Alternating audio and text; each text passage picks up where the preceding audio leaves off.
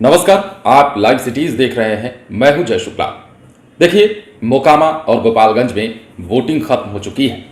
अब जीत के दावे किए जा रहे हैं, चाहे वो आरजेडी की तरफ से हो या फिर बीजेपी की तरफ से। मोकामा और गोपालगंज में मतदान की प्रक्रिया खत्म हो जाने के बाद से ही लगातार दावे किए जा रहे हैं। आरजेडी का तो ये तक कहना है कि बीजेपी के जितने भी समर्थक थे उनके चेहरे पर हताशा और निराशा देखने को मिली, तो बीजेपी का वही दावा है कि इस बार आरजेडी के हाथ में कुछ भी नहीं लगने वाला है। दरअसल राजद ने मोकामा और गोपालगंज विधानसभा उपचुनाव में जीत का दावा किया है। पार्टी के नेता चितरंजन गगन हो या फिर और भी नेता हो, इन सभी ने कहा है कि मतदाताओं में महागठबंधन उम्मीदवार के समर्थन में जबरदस्त उत्साह का माहौल था, जबकि भाजपा समर्थकों में मायूसी छाई हुई थी। मतदान में सबसे बड़ी विशेषता यह रही कि महागठबंधन उम्मीदवार को सभी वर्गों और समुदायों का समर्थन मिला। भाजपा को अपने हार का एहसास हो गया था। इसके साथ ही जो राजद के एक और नेता हैं एजाज अहमद ने भी दावा किया है जीत का गोपालगंज और मोकामा दोनों ही सीटों पर। देखिए, अब कुछ अगर जानकारी हम आपको दें तो मोकामा उपचुनाव जब संपन्न हुआ तो मोकामा के वोटरों ने इस बार भी दिल खोल कर वोट दिया है। 2010 का 76.70% वोट का रिकॉर्ड भी इस बार बरकरार रहा है।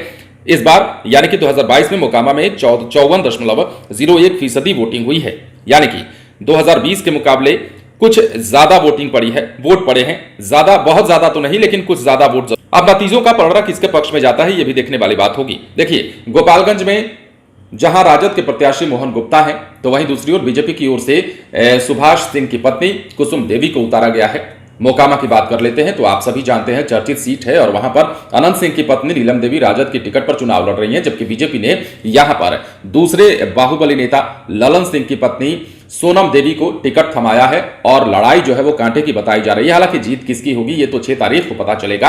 अभी से दावा करना बिल्कुल गलत होगा और ये कहना बिल्कुल गलत होगा कि किसके पाले में गेंद जा रही है, कहां पर कौन जीत रहा है। 1-1 का नतीजा आएगा या फिर 2-0 का नतीजा आएगा, ये भी कहना फिलहाल मुश्किल होगा, क्योंकि नतीजे सब कुछ 6 तारीख को ही आ जाने वाले हैं। लेकिन फिलहाल दावा दोनों ही तरफ से किया जा रहा है। बीजेपी के तमाम नेताओं को आपने कल लाइव सिटीज पर सुना होगा, सभी ये कह रहे हैं कि हम जीत रहे हैं, तो राजद की तरफ से कहा जा रहा है कि हम जीत रहे हैं। ऐसे में अब जीत किसकी होगी ये तो वक्त बताएगा।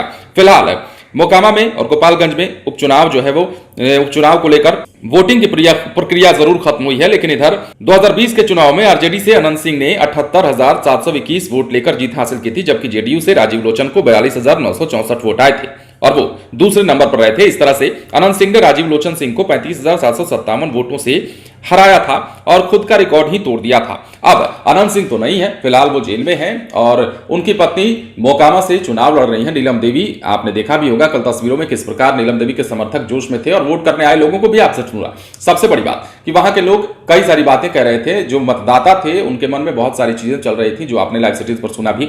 अब देखिए, जीत का दावा जो है राजद की तरफ से किया जा रहा है, बीजेपी की तरफ से किया जा रहा है और यह कहा जा रहा है कि मोकामा और गोपालगंज दोनों सीटों पर हम जीत रहे हैं। हालांकि अब नतीजा क्या है ये इंतजार करने की बात है, लेकिन फिलहाल जो है मोकामा और गोपालगंज में उपचुनाव को लेकर मतदान की प्रक्रिया खत्म हो गई है। नतीजे किसके पाले में जाते हैं ये वक्त बताएगा।